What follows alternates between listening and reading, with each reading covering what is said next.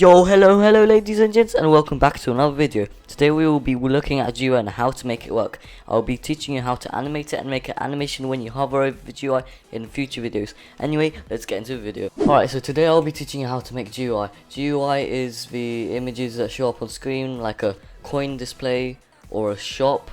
I'll be showing you how to do both. I won't show you how to make a working shop, but I'll show you how to open it, close it, and I'll show you how to make a coin display. So first of all, what you want to do is you want to go to Starter GUI and add a screen GUI. Name it to whatever you want. I'm just going to call this a test GUI, or actually I'm going to call it a shop. So it'll be a simple shop. You won't be able to buy it or anything. It will just be a frame and you'll be able to open and close it. So I'm going to add a frame to this, and I'm just going to call it a frame. I'm going to make it a little bit bigger. I'm actually going to make a button so you can open a shop. Make sure to go to toolbox, go to plugins and add offset, type up offset and get this offset to scale plugin, and I'll show you why in a second. So basically, till you get this, I'll show you what to do later, but the reason you want this is because right now the offset is on 0, but that's because I already pressed on it. But let's say you've added some new GUI, a new frame. If I add a new frame, as you can see, there is 100 offset, and you'll see why this matters in a second. If I, for example, am playing on PC, this is how it will look like. But if I go on mobile, I'll go to view and test, I'll go to device, this is how it will look. It will be a massive splodge on the screen, and you don't want that. So how you do that is you go on offset and you set it to 0, and that's the harder way to do it. Instead, with this plugin, all you have to do is press on this, come plugin, offset to scale, and as you can see, it's set. Now if I go to test and I go to device, as you can see, it's a lot smaller. So after you've done that, you obviously want to make this, color this. You can color this. I'm going to actually make this UI corner to it, which is this bevel around it. I'm going to make it 0.5, and as you can see, it looks a lot cleaner. Could also add a stroke. So I'm going to add a UI stroke. I'm going to add 3 points on it. It's 3 thickness, so there's a black border around it. I can make it 10 if I want. That's a bit too thick though, so I'm going to put a 3. I can make it color, any color I want. I could also add a UI gradient. By the way, I have chapters on the timeline, so you can skip through to whatever bit you want, like a coin display, just the chatting, or the actual making of the GUI, the actual coding, whatever you want. Down on the timeline there are chapters. I want to add a gradient now as well. Now gradient, if you guys don't know, it goes from color to color like this. I can make it blue, and as you can see, the color changes. I'm going to make it a bit lighter like this, a bit lighter of a color. I can copy this. I could actually do this, make it a bit darker. I'm going to put it up here, make it darker, copy this font. I could go down here, I could paste it in, and I could just maybe change it up a little bit, change the gradient. After I've got this, obviously I don't need this, I just want it to look nice and cool. To the frame, I just want to add a text button. And this, I do the same thing with this. I have to offset to scale. I go here. So now what you want to do, you just want to get the background transparency off, obviously, and just go text to scale. I'll show you the different fonts I like and I really enjoy. You have to press on here if you want to change it. Unlike if you want to move a part, you have to actually go on it on this. You actually have to go on it, press on it on here. And now I just want to change my font, and how I do this is obviously I go to text button. I'll show you the fonts I really like. I like this one, Eura. It's like a more of a sci-fi font, or I could just use sci-fi instead, like this. But I also like Gotham Black. Gotham Black is a nice thick font. After I have this, what I need to do is I need to add another frame, or instead of doing that, I can add into the same shop GUI, I can add another frame, and with this I'll make this the actual shop. So I place this like this, so plugins, offset to scale. This I'll just rush, I won't make this all nice and neat. And in here, make sure to set it invisible. Now you want to go to text button, add a script, and you want to type up script.parent, and this basically refers to the parent of a script. So we're inside this script, and this is referring to the script we are coding right now. And then we want to also make this the button that shows something up if you press on it. So we do script.parent. Since this is a parent of a script, it's held inside of a button, which means it's a parent. We do script.parent.mouse button one click, connect function. We're making a function here. We go down on the, we also want to make sure to now refer to those. We want to make this frame visible. I'm going to make sure to make this a shop so it has a different name and doesn't confuse us. And now we need to refer to this shop, which means we have to find a parent of this. So we can just do script.parent.parent.parent, since this script is inside of this. So this is a parent of a script and this is parent of a script. I'm sorry if I'm confusing you, but this has 3 parents essentially. So I go script.parent.parent, and now if I type up .shop, as you can see, it shows up. If I'm not in the right directory, if I'm not in the right folder, and I do just like this, .shop, nothing will show up. So you have to keep doing this until it shows up, .shop, and we make sure to .visible equals true. So what we're doing here is we are setting the property of this shop to visible when we press this button. So now if we go to here, play, and we press on that button, it should open it, unless I've done something wrong. As you can see, it opens it but doesn't close it. So I'm going to show you how to do that. What you want to do is inside the shop, make sure to make it visible now so you can see what you're doing. I'm going to add another text button. This time I'm just going to call this close, because this is going to be the button we close with. I'm going to make it red so we can tell it apart from the background and from the border. I'm going to make it red, and we're going to go to text scaled. Obviously we're going to scale the text so it's as big as it can be. We're going to make it Gotham Black. Gotham Black's a really nice one, as you can see, X.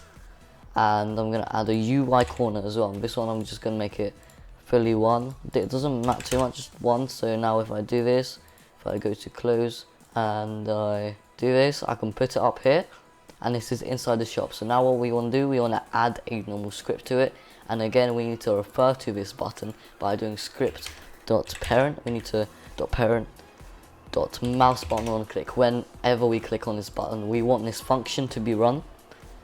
Mouse button one click, connect function outside brackets like this, and we have to refer to a shop. So what we have to do is, since when we press this button, we want this function to be run, that's inside of here, and the function we want it to run is for this shop to be closed. So we need to refer to this shop, and it's inside of the close, and the close is inside of the shop. So we should only have to write script.parent.parent.shop, no, close,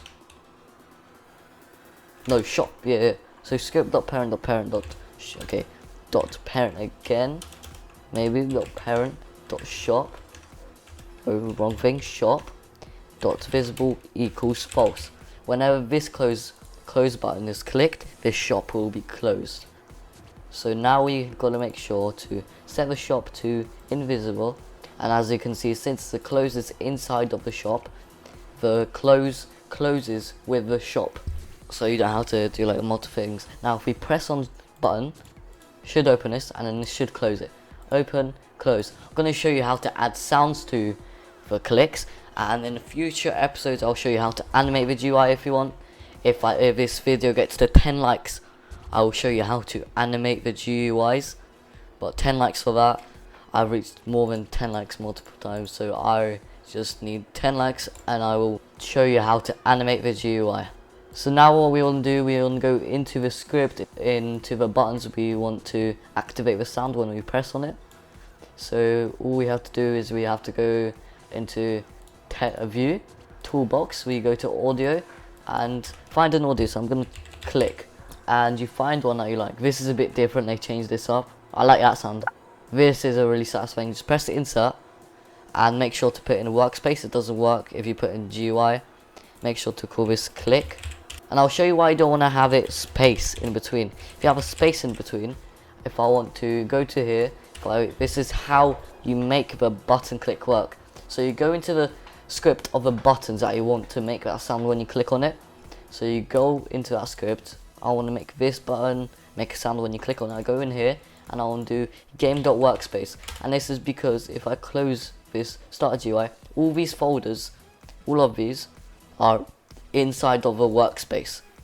I mean inside of a game folder. So if you want to refer to them, you have to write game first, like this, game.workspace. And since this workspace is inside of a game folder, we have to write workspace, and the button click is inside the workspace. But if we do this dot button click, it's in a string value, and the string values, what they usually do is they just change the name of something, or they change, for example, a text using code, which I'll show you how to do that later. So instead, that's why we need to have no spaces in between. I'll call this click, and all we have to do dot click, and then we do colon play, and then now all you have to do is copy this and put it inside of a close, inside of this one as well.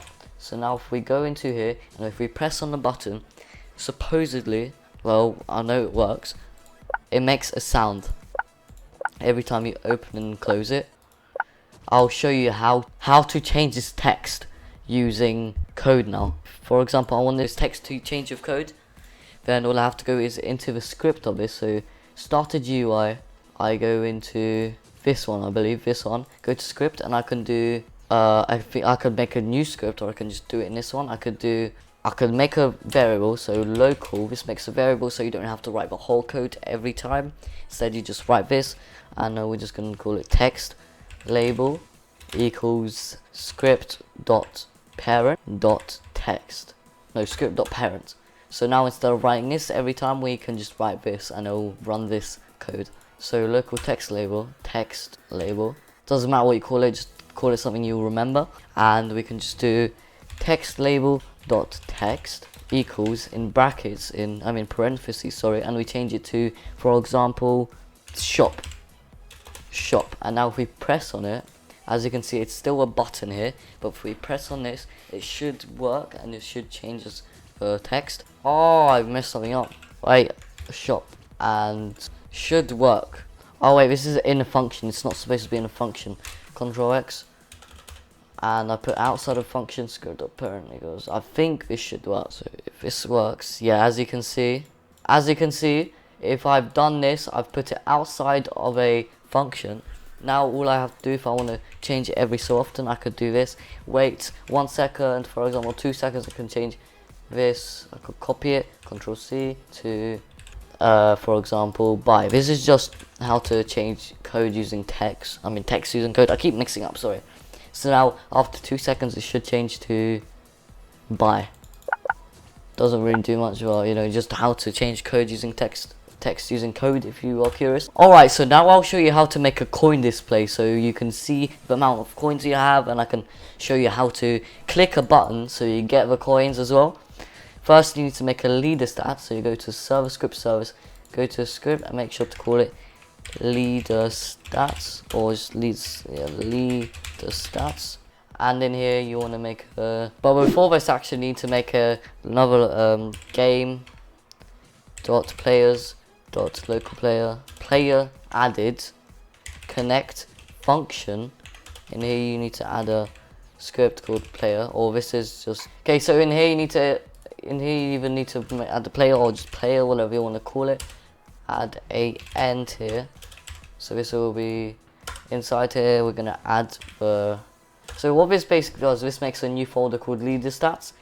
Add the leader stats a name, so we go here, leader stats dot name equals leader stat, in brackets leader stats. We need to change the parent of leader stats to a player, because that's who or what is gonna hold leader stats inside it. It's gonna be a player. So we need to go here and player. All we have to write is PLR, since that's what we named the player. So now to actually add your cache, you need to add cache, no, local cache equals instance dot new and integer value, because we're gonna make this leader stats a number, so that's why you make an integer value. Again, this makes a folder inside of leader stats. It's not inside of leader stats yet. We're gonna set the parent to leader stats later to make this be held and contained by leader stats. So now we go here and we go cache.name equals in big like this. That's what I recommend you doing. And then cache.parent equals player, no, leader stats. If we do this and we play, in the top right corner we should have leader stats all set up for us. As you can see in the top right corner, here's our cache. If we want, we can go to players, we can go to leader stats and change this cache to 10, and as you can see, it updates. Now if we want there to be a display for it, you have to go into start a GUI and you have to make another GUI. I'm going to close this up to make it look a bit cleaner and smoother and more crisp. Make a new screen GUI completely. I'm going to call this a cache, add another frame into it, and this time I'm obviously going to just put it down here. I'm going to offset to scale, remember to do this, and I'm going to add a UI corner just to make it look slightly nice. I'm not going to make it too nice because that's going to waste a bit too much time. 0.2. Alright, so now I am actually going to add a text label this time. Text label, and I'm going to call it a cache display. I'm going to scale this. I don't know, I'm going to offset to scale as well. I'm going to make it a bit larger. I'm going to set a transparency of a background. So up here, background transparency off. And go to text scales on like this. And I'm going to go to make a local script, I believe. And you're going to go make a local script. I'm going to make a not script, local. You can make a variable. This is going to be called a player because this is, we need to refer to the player later. So we need to equals game dot players local player, and then what we do now is we do script dot parent dot text equals player dot leader stats. Or this won't show up, this you have to remember. So you do dot cache or whatever you put in this place, you have to put over here cache. You have to put it exactly right, dot value right, exactly what I'm doing. And if I press play, it should work. Hopefully it works. I've done this multiple times and I keep getting it wrong. And as you can see in the bottom left corner, you can see the money is in the bottom left corner, 0. But for now, if we change it, change the cache, it changes up in the top right corner, but doesn't change down here. So how do we do this? We need to loop it. So how we do this, we do while wait, and here we type in do. We can just copy this, put it into here, and if we play, every time our money in the top right corner updates, this in the bottom left should update. As you can see, look in the top left. If we go to workspace, no, players, display, so that's me, and I change my cache to 10. It should change in the bottom left and the top right at the same time. Now I'm going to show you how to make our cache update every few seconds or every time you click on this or on the button. So what we can do, I'm just going to make it simple. I'm just going to make it every time you click on this one, on this label. So I'm going to add a, oh actually no, because then I have to add a text button. Fine, I'm just going to add a, in here I'm going to add a text button. Here, so I'm going to plugins, offset to scale, and I'm going to put this down here. And this will just be a massive button over here, and it will say click. What we can do now, we go down to here and we can add a local script, I believe. Yes, because a local script, what a local script is that only affects one player, while a server script, so the normal script affects a whole server.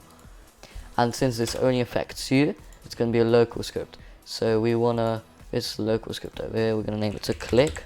So every time we click on it, our cache will update. So obviously we need to make a variable for the player equals game.players.localPlayer, and we want to go down here and we're going to do script.parent, because the parent of the script, we need to refer to this whenever we press on this. We want it to run this script, so we have to refer to the text button, script.parent, mouse button, one click, connect. We obviously do this function again, and this time, every time we click this, we want our cache to update by 1. So we're going to do game.players, no, we've already got that, so player, if we write player, it will run, not run, but it will work as the script. So we do player dot leaderstats, obviously dot cash dot value, and you can't just do plus one. Plus one won't work. You have to do plus equals 1. So now if we go into here and if we press on this button, it should update our cash by 1. So if we press this, as you can see, our cash in the bottom left and our top right is updating. Alright, anyway guys, thanks for watching. If you did enjoy this and want to see my future videos, please do subscribe and hit the notification so you get notified on every video I upload, so you can get the latest Roblox Studio and tutorials on how to do everything you want, on how to make your game your dream game. Anyway, thanks for watching.